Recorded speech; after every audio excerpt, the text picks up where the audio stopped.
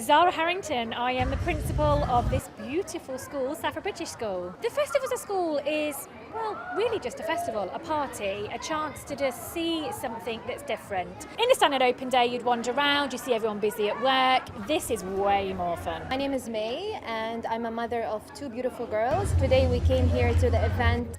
We've had animal keepers, so we've had petting zoos. We do actually have an animal farm all year round here at Safa British. We've had our auto lab open. We've had a cooking where they have made jelly snakes and mud pies. We've had a book quiz, and we have our trashion show, which is where they have collected all of their items and they are making outfits and walking down the catwalk. The event is very, very organized. The kids are having fun. They do not want to leave. And how you guys did it, that each kiosk at the end you get a sticker to get rewarded to the ice cream.